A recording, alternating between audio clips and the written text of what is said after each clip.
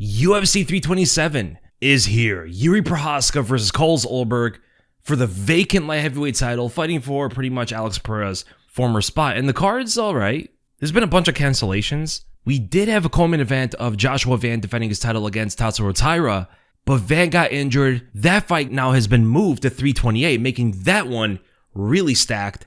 And the new co-main event is Azamat Murzakanov versus Paulo Costa. We also were supposed to have Beneil Dariush versus Manuel Torres on the card, Kyle Dawkins versus Vicente Luque, but Dawkins is now fighting at the White House, and instead, Luque is going to take on Kelvin Gastelum in the early prelims.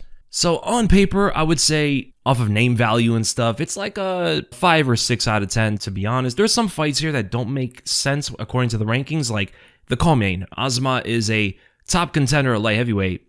Paulo Costa is not, and he's number 14 in the middleweight division. So he's getting like a big opportunity here to fight Azamat. And Curtis Blaydes is going up against Josh Hokit.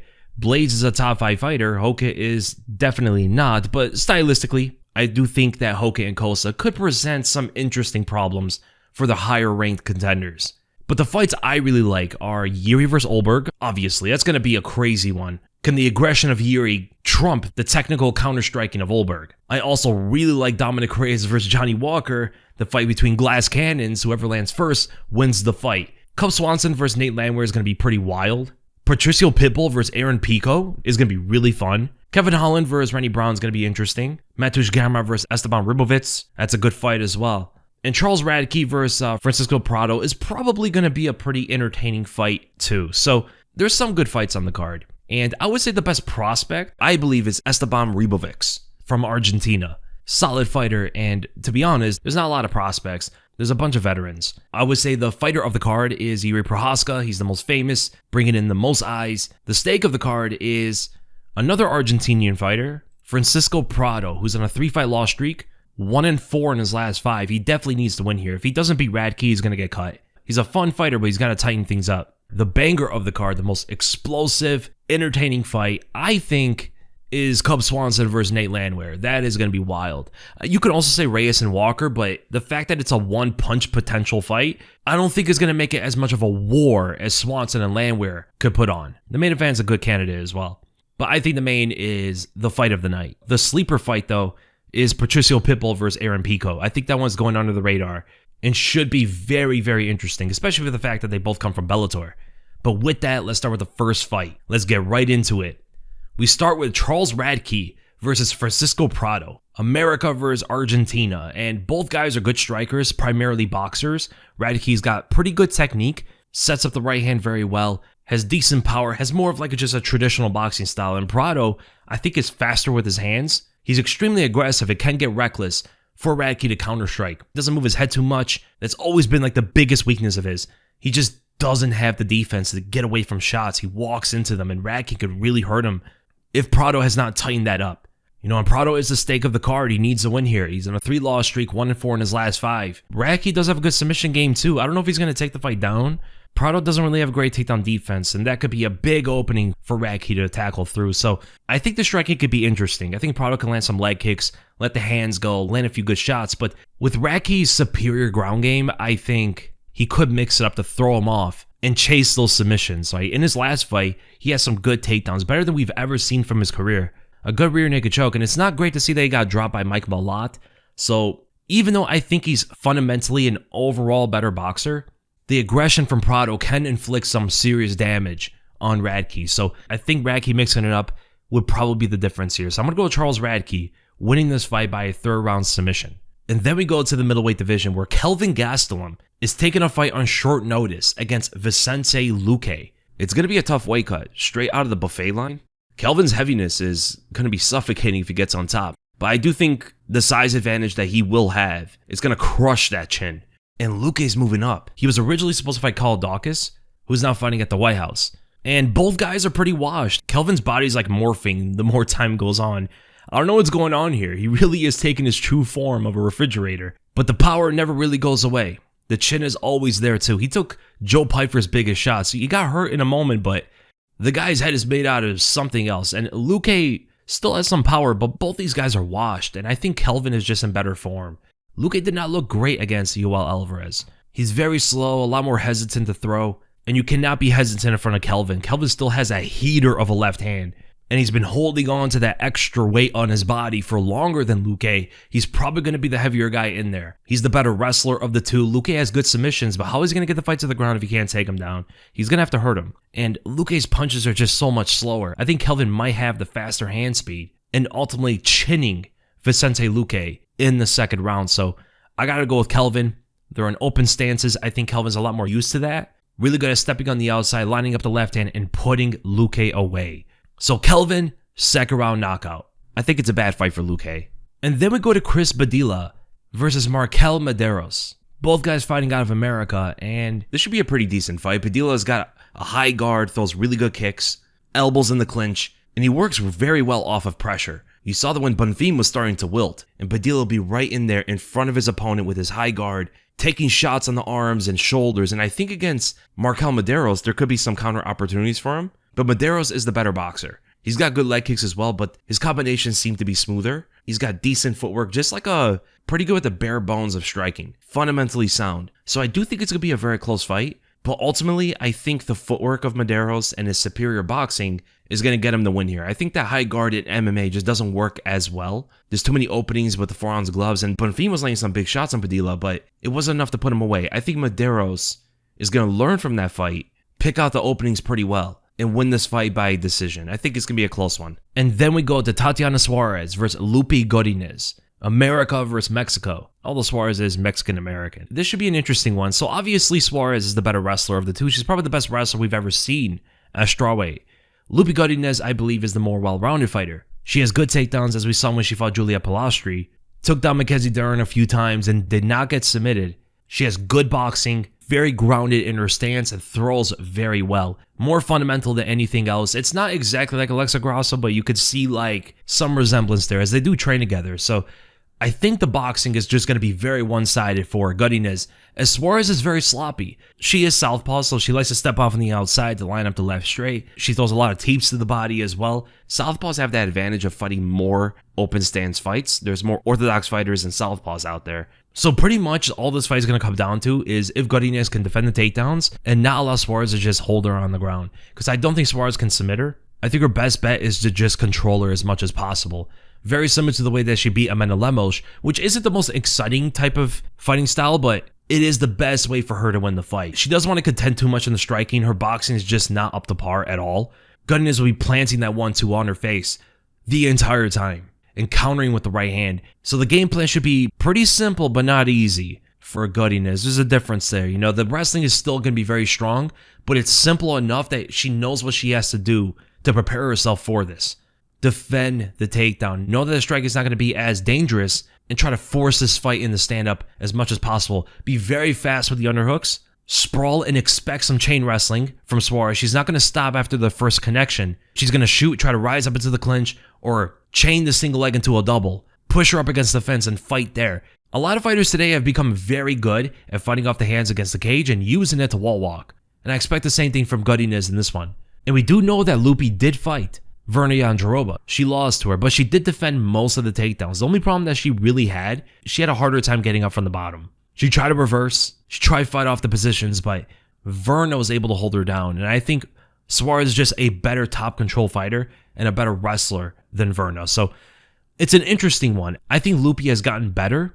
She has to have. She fought Verna 2 years ago, and Mackenzie Dern also 2 years ago, who are both good grapplers. So I'm expecting much more improved takedown defense from Loopy Godinez, but I just don't think it's enough. I'm going to go with Tatiana Suarez to win this fight by a decision. She's going to have some problems in the stand-up before she gets the fight down. I think Godinez is going to give a better fight than people expect, but I think that top pressure ultimately is just way too strong. So Suarez wins by decision. Very close, though. And then we go to the lightweight division, where Mateusz Gamrot takes on the prospect of the card, Esteban Ribovics. So Poland versus Argentina. This should be such an interesting fight. So Mateusz Gamrot, as we all know, is an amazing wrestler. Very, very good at it. He has very well-timed shots, great at chain wrestling. His scrambling is amongst the best in the world. We saw that when he fought Arman and Benil Dariush, although the Dariush fight was very difficult for him. Daric is so good on the ground, very underrated there. Ribovics, on the other hand, is clearly the better striker. I think he has more firepower, he has more tenacity, better technique overall. Gamrot's not a big puncher. He did stun Dan Hooker. It's not like he has pillow hands, but he definitely does not want to exchange with Ribovics too much. He needs to wrestle. And Ribovics got so much better with his takedown defense since that dreaded loss to Radzhabov. There's a fight in his career where he fought someone from Tajikistan, and he got to take it down routinely throughout. It was bad. He did hurt the guy, but there was such a clear difference in wrestling. And if you look at that fight alone, it could pretty much just make this fight a foregone conclusion that Gamrot's going to beat him. The thing is, though, that fight was 3 years ago, and Ribovics has shown much better wrestling. Elvis Brenner and Nasrat Haqparast could barely take this guy down. I think all of Brenner's takedowns is actually defended. So he has shown an improved takedown defense throughout his career, but is it at the level to defend someone like Gamrot? I don't think so. I think Gamrot's going to get takedowns, for sure. But can he do enough with those to stall this out to a decision or something of that matter? Because Ribovics is going to be chasing the knockout. Be the more lethal fighter in there. Keep the fight standing. It's almost like the Loopy Godinez situation, you know? He has the better, more dangerous boxing. Good high kicks as well, like the way he knocked out Terrence McKinney off of his punches. He's willing to get into the fire in a test of wills, but Gamrot is very smart. He knows exactly what he needs to do to win the fight. He doesn't really deviate away from his usual game plan, which is like the same against everybody. He trusts his wrestling so much. It is so high level. But when you have such a uniform style against everybody, it does become easier to game plan for that. I don't know what the betting odds look like. I think if I were to guess, Gamrot's the favorite, right? Yeah, Gamrot's like a minus 200 favorite. So when picking this fight, you're ultimately deciding whether you trust Gamrot's wrestling to be too much or you trust the improvements and game planning from Esteban Ribovics. Because we all know how Gamrot's going to fight this, just like he always does. I really want to go with Esteban, but Gamrot just seems like the more intelligent pick for this one. Nobody Esteban fought has the wrestling level of Gamrot. None of them, not even close. And we saw Gamrot go up against a very dangerous kickboxer in Ludwig Klein, and he beat him. The danger is very similar. So to be consistent, I'm going to pick Mateusz Gamrot just like I picked him against Ludwig Klein. I'm going to pick him against Esteban Ribovics. But I'm not entirely confident in this. I think Ribovics absolutely has a shot at winning. A lot of people talk about how he made a fight with Daniel Zellhuber close, and Zellhuber has been pretty much fraud checked. Styles make fights. This is a completely different type of fighter. Zellhuber is more of a striker, whereas Gamrot is more of a wrestler. And Gamrot stays on the back foot a lot as he fights, and he's going to give a lot of space for Esteban to move forward. It's such a different fight. That aggression can absolutely work for Esteban. The fact that Gamrot likes to fight on the back foot so much could put him in a lot of danger here. But I think the smarter choice here is Gamrot. So I'm going to go with Mateusz Gamrot wrestling his way to a decision in a pretty close fight. It's like the Suarez and Godinez fight, except higher level, way higher level. And then we go to the welterweight division. Kevin Holland versus Randy Brown. Both 6'3" at welterweight. I am surprised they never fought each other until now. And man, Brown is a lot older than I thought he was. The guy is 35. Older than Kevin Holland. But I'm going to be honest, man. Even though Holland's got the power advantage, I'm going with Randy Brown straight away. I think he's just more athletic. He has better footwork. He has better distance management.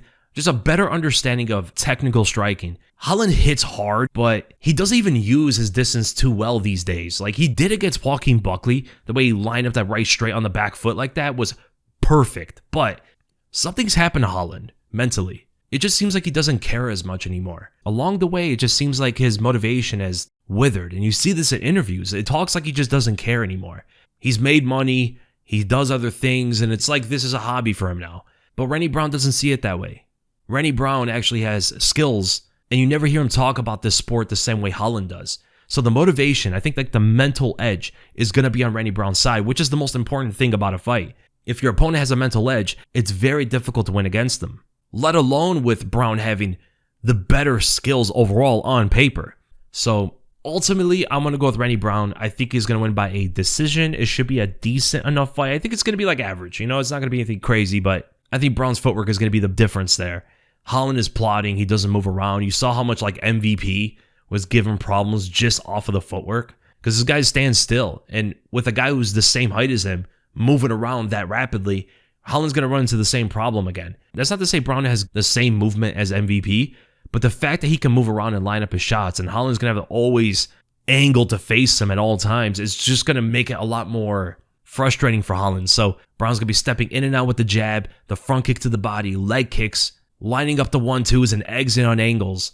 And as long as he can avoid the big looping punches in that right straight, he should be good. Holland's very wild, reckless. His punches are very easy to see coming. And when you have a close enough length and the height to match, I think Randy Brown should be okay. And then we go to the headliner of the prelims, the sleeper of the card, a blast from Bellator, which still somewhat exists in a weird way. PFL kept it alive in name, I guess, but the organization itself does not exist anymore. Patricio Pitbull was the greatest Bellator fighter of all time. He was a two-way world champion, knocked out Michael Chandler, and there was a time where these two could have fought each other for a belt. Over there, though. Definitely not here. Aaron Pico's always been known as this up-and-coming prospect that could do great things in the sport. He's got the style to entertain, but he's got a glass chin and defensive holes, and he's way too offensive. I still remember the fight where he got sweet chin music, side kick to the face, and he's been put away too many times. Pitbull's older now. He's definitely way past his prime. Pico's in his prime, I would say. So that could be an advantage for Pico. But Pitbull generally has better defense. You saw this when he fought Dan Ige. Even at his age, he was able to withstand as well as avoid some of the biggest shots from a power puncher like Dan Ige. The difference, though, is Pico's not as measured. He's far more aggressive. He's always going to be running himself into the fire. He cannot forget that Pitbull hits hard, too. Pitbull's the guy who knocked out Michael Chandler with one punch.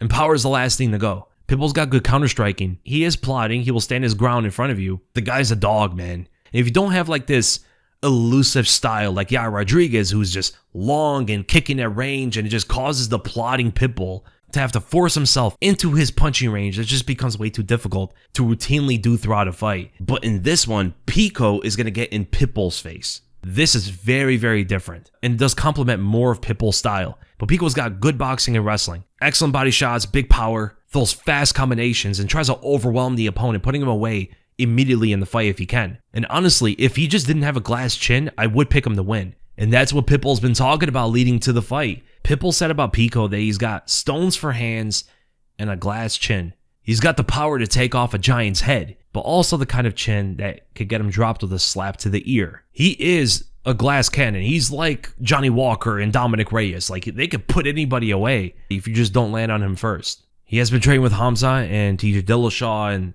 Arman Saryuki and those guys. Perhaps they're teaching him how to wrestle more, and that opening up his striking so he doesn't run into shots as often. But I just don't know, man. If Pitbull lands one shot, this fight's over. If Pico lands a big shot, Pitbull's very durable still. I don't know if he'll get knocked out by one punch, and it's crazy. Pico's a minus 350 favorite. I don't think Pico should be a minus 300 against anybody. Even if you fought CM Punk, there's a chance Punk might exhale and knock him out. You know what? I'm going to go with the underdog, Patricio Pitbull. I think he's going to remind Pico why he was the featherweight champion when they were both at Bellator. I'm going with the big underdog on this one. This is a risky pick, but seeing the way he was avoiding Dan Ige's shots and how good he is at counterpunching, and Pico gives up his chin often. So I'm going with Unk. I'm going with Patricio Pitbull by second round knockout. I think Pico's going to look good out there before it happens. And then we go to the main card, where we start with another fight of Unks here. Both of them, Cub Swanson versus Nate Landwehr, both from America. Swanson's 42, Landwehr's 37. And man, this fight can go any way, huh? Actually, I don't think so. I think Cub Swanson's got this. He's much more technical. Landwehr is very reckless, and not reckless in a way where it's somewhat measured of when he explodes. Swanson throws big looping punches, haymakers, and he's like a Tasmanian devil out there, but he knows when to fire those shots out. He doesn't just do it recklessly without any sort of reason. Landwehr sometimes does that. It's almost like he engages when he shouldn't. But Swanson has succeeded against much more technical guys with his wild style. And even though he's 42, he really hasn't aged too badly. He just knocked out Billy Cortillo with one punch. He gave a good fight with Andre Fili. He really hasn't gotten soundly beaten since he got light kicked by Jonathan Martinez, and that was a big stylistic difference there. Landwehr is not a kicker the way Martinez is, and the kicks from Giga Shikadze also give him problems. Those were his last two one-sided losses. Now the only thing about Swanson is that he just doesn't fight that much. His last fight was in December of 2024. Landwehr fought July last year, where he got knocked out by Morgan Charrier. He was doing pretty well, and then Charrier just hit phase 2 and just started taking it to Landwehr, put him away very early in that third round. He also got destroyed by Duo Choi, so we do have some MMA math here. Swanson had a great fight with Choi. an all-time classic, but he beat him. Nate Landwehr got utterly destroyed by Choi. Now, I'm not saying that means the MMA math is going to work, but the coincidence will be there. I think Swanson is going to beat this guy. Using his superior experience, I think he has much more dangerous striking and far better timing with his shots, while also being much more athletic. Even at 42, I think he's still more athletic than Nate Landwehr. Landwehr's too defenseless. His footwork isn't even that great. Swanson has much better footwork than Landwehr, so I'm going to go with Cub Swanson knocking Nate Landwehr out in the third round of a pretty decent fight. I think Landwehr's aggression is going to make this quite exciting, but I think Swanson's going to show him levels in this one. And then we go to the glass cannon showdown between Dominick Reyes and Johnny Walker, America versus Brazil. What is there to break down in this one? Whoever lands first wins. This could be the first double knockout in UFC history. When two glass chins collide, they shatter. That would be peak performance of this fight. But they both have different styles and knockouts. Johnny Walker is more like Looney Tunes, arms flailing in the air. He like comes to life and then dead again. Whereas Reyes gets laid out flat like a rug, motionless. They have like polar opposite styles of getting knocked out. But I think Reyes is superior, just like his fighting style. It's more straight to the point, more fundamentally sound, more basic. I think Reyes, when he's on point, not what we saw against Ulberg, I don't know what that was. He like half committed and got knocked out. When he's on point, I think he's better than Walker. He aligns his shots a lot better than Walker does. Walker's pretty good at distance, but when the opponent gets aggressive, he likes to explode with these like flying knees and crazy stuff like that. That's almost like sacrificing positions where Reyes will counter him for it. If he throws up a flying knee and misses, Reyes is knocking him out immediately. Or if he spins, Reyes is going to land a big left hand and put him away. I'm ultimately going to go with Dominick Reyes because I just think he's more technical and he's more fundamentally sound. As long as he doesn't half commit and run into something stupid, Walker's going to be mostly just kicking at range and moving around. But Reyes has such good footwork and really good redirectional shots. Like he'll engage at one angle and then fire out from another. He can engage and then redirect, landing shots on Walker when Walker least expects it. So I'm going to go with Dominick Reyes by a second round knockout. I think most of the first round is going to be like a feeling out process. They both understand that one shot could end this at any moment. So they're going to be a lot more measured to deliver with that shot. I think Reyes should be more calculated for it. And then we go to the heavyweight division where Curtis Blaydes takes on Josh Hokit, a fight between Americans. This is an odd one. Blaydes is a top 5 heavyweight. And once again, he's taking on somebody who's not even ranked. He did this before when he fought Rizvan Kuniev and he beat him. I think it is somewhat careful matchmaking where Hokit is a fighter who's going to sell fights. So they want guys like him in the top 5 and not necessarily like Blaydes, right? So from a rankings perspective, this doesn't make any sense. But I do think skill for skill, Hokit can give Blaydes a pretty good fight. Both are good wrestlers. I think Hokit might be better. Hokit's more athletic, especially these days where he's in his prime. Blaydes is taking so much damage. I can't imagine like he's in his prime anymore. He may be 35, but he's like 45 with brain damage. He's been knocked out so many times. I think the biggest thing going for Blaydes is the size advantage. He's going to be like 30 to 40 pounds heavier. Hokit's a small heavyweight, but he uses it to his advantage. He uses that speed and athleticism very well so far. Now, this is a big step up in competition. Blaydes bounces around with the 1-2. He's a very, very basic boxer with good wrestling, but the wrestling could be canceled by Hokit. Using his speed and athleticism as an advantage, or even attempt to take Blaydes down. I mean, we cannot forget that Gelton Almeida, although lost to Blaydes, he took him down from the clinch, and I think Hokit could do the same after shooting his doubles up against the cage. So we saw a lot of that succeed for a smaller opponent like Almeida before, and I don't think Hokit's going to crumble under the power of Blaydes the way Almeida did. Almeida seems like very tentative. As soon as he starts getting hit, Hokit does not shy away from anything, whether it be from punches or acting like a fool out there. This guy he's a character for sure. I think it's too cringe. It's too much clowning around without like much substance. A lot of it's like random. And ultimately, I think he's going to win. I think he's just going to show better speed and more athleticism with the ability to cancel out the wrestling. So Josh Hokit wins the fight by a third round TKO. And then we go to the co-main event, where it's a very similar situation here, where the number 6 contender, Azamat Murzakanov, takes on unranked number 14 middleweight Paulo Costa. It's another fight that, according to the rankings, doesn't make any sense. Costa should not be fighting somebody who's like one fight away from a title shot. That's crazy. He beat Roman Kopylov, but man, Azamat's been on a tear. Undefeated, knockout artist, and he might even be the smaller guy. He's 5'10". I don't even think he's as heavy as Costa. Costa's 6'1". Might have a few pounds on Azamat. And the thing is, Azamat's got some fat on him. He can really cut down to middleweight, I think. But it doesn't take away from the power that he has. I mean, this guy hits so hard. He has such fast hand speed. excellent counter striking, well-timed counters, and from a southpaw stance, he's going to try and line up that left hand, maybe setting it up with a lunging right hook to get in range. But he's got to watch out from the kicks. Paulo Costa might not be the biggest puncher in the world, but he's got some powerful kicks. You saw that when he fought Mario Vittori, who also was a southpaw.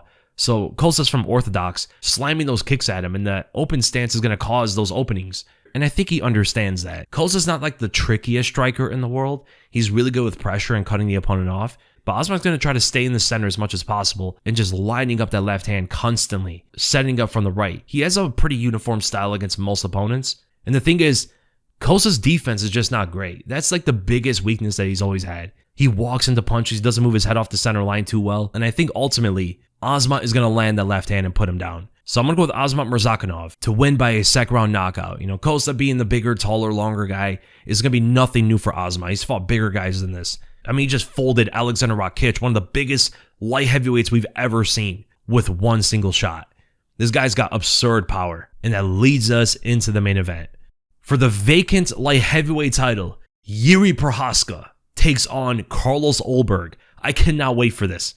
The Czech Republic versus New Zealand. I have been on a Jiri win streak. I picked every fight of his right since his debut, so as a Jiri connoisseur, Mystic Weasel about to cook again for another Jiri fight. So firstly, we got to talk about the style difference. Jiri is super aggressive, unorthodox. You don't know what he's going to do. His fighting style is so comical, yet so intense. He blasts everybody away that's not named Alex Pereira. But then you got Ulberg on the other side, who is very methodical, very calculated, a counter striker, wants the opponent to be aggressive against him. He fights well on the back foot and has more of a uniform style where he's just constantly looking for the check hook. But the odd thing about Ulberg is, a lot of his other stuff are not nearly as effective. Like when he fought Dawoon Jung, there were moments where he wasn't able to land a clean left hand. He was trying to. Jung was evading it and throwing his own jabs, and Ulberg looked like he was flustered in that moment. It's like he needs that shot to land a lot of times. And honestly, even though Jiri should know that's coming, he's probably still going to walk into it. Yuri's saying he's going to be so much more aggressive than usual. I don't know how that's possible. He said that he's starting fights way too slow. I don't think that. I mean, I guess Khalil Roundtree, he was slower in the first, but that was intelligent to fight that way. Khalil's very strong in the first. He took the first 2 rounds off Alex Pereira. That's how good Khalil is in the first 2. But then Jiri started picking it up in the third, and Khalil crumbled. Now they got 5 rounds, so there's a lot more time to fight, but Ulberg is not the same. Ulberg wants you to be super aggressive at any moment, but usually it happens in the first. That very fast check left hook is something that Jiri's going to have to be very, very careful about. And honestly, when you think of the fight on paper, you would think that Ulberg is going to win. It's like a tailor-made style for him to get the knockout. Jiri's going to run into him, and Jiri's saying he's going to be more aggressive. I don't take him as a fighter who lies about the way he fights. He never really does. He's a very honest guy, and I think that style should win, right? On paper, it should, but everybody else's should have as well. Khalil Roundtree should have knocked him out. I mean, he was hitting him with shots that you would think would knock him out, and they just weren't enough. Khalil did not have enough firepower to put this guy away. Jamal Hill, you would think that his precision punching should be enough to take out Jiri, and it wasn't. Alexander Radtke, he was actually fighting in a way a lot of people thought could beat Jiri, and it failed. Dominick Reyes as well, Volkan Oezdemir, all these guys were supposed to put him away. Reyes had a very good counter-striking style too, good footwork, athletic guy, sniper of a left hand, but it wasn't enough. Volkan Oezdemir, he was no time in that moment. That was Volkan when he was putting everybody away. It wasn't enough. Alex Pereira has been so far the only guy who truly has been able to hurt Jiri Prochazka in the UFC. And now it's supposed to be Ulberg, who besides Alex is the best counter-striker Jiri's ever fought. Athletic guy, fast, great footwork, very measured. On paper, Jiri's not supposed to be any of these guys, and he finds a way to work. When Jiri fights, you almost have to just trust the madness. Trust his chin, trust his power, and unpredictable nature. Seeing if that could throw off the opponent's more technical style. And one thing about Ulberg that I do know that we have seen before, it doesn't happen quite often anymore, but it did happen when he lost to Kennedy Nzechukwu. He can definitely crumble under pressure. We've seen it happen before. And nobody since then is able to replicate that. Jiri can. Jiri has that style to put this guy on the cage and just overwhelm him with output until he goes away. And Ulberg has never fought 5 rounds before. Jiri has. Jiri is able to keep up that pace for 5 whole rounds without slowing down And he did that when he fought Glover Teixeira. When Ulberg fought Jan Blachowicz and Volkan Oezdemir, these guys are not super aggressive the way Jiri is. They're much more measured strikers. They're going to be kickboxing with him. And Ulberg is looking pudgy these days, spending a lot of time with Kelvin. Look at the difference in his body. He used to be so much more cut and lean before. Now he's packing on more fat. Perhaps he's trying to add on more weight for his punches, but that could be in sacrifice for some cardio. It's a dangerous game if that's what he's actually doing there. Because if he can't knock Jiri out, Yuri's going to drown him. So ultimately, it's another one of those fights that's going to be very scary for any Jiri fan. But at the end of the day, just how everybody is supposed to beat him, I got to go with Jiri Prochazka once again. I got to be consistent with this. Mystic Weasel, never wrong on Jiri since his debut. I think he prevails once again. Jiri Prochazka knocks Carlos Ulberg out in the third round, overwhelming him with output, getting him to crumble against the fence. As Jiri's just unloading with shots, spinning attacks, 1-2s. Ulberg hits the deck and Jiri finishes him with ground and pound. I understand that Ulberg has a counter-striking style, as I said earlier, that plays very well against Jiri's aggressive style. But I just don't think Ulberg is as good of a counter-striker as Alex is. They both have that check left hook, but Alex has more to work with than I think Ulberg does. More devastating kicks. He's got a good overhand as the opponent gets aggressive against him. Disruptions with jabs to the body and stuff. Like, Alex has so much more layers to his striking than Ulberg. So I'm going to go with Jiri. So that's the UFC 327 card. I hope you guys enjoyed the video. Make sure to leave in the comments below who your guys' picks are. Give the video a like, subscribe, hit the bell for notifications, and I'll see you guys in the next one.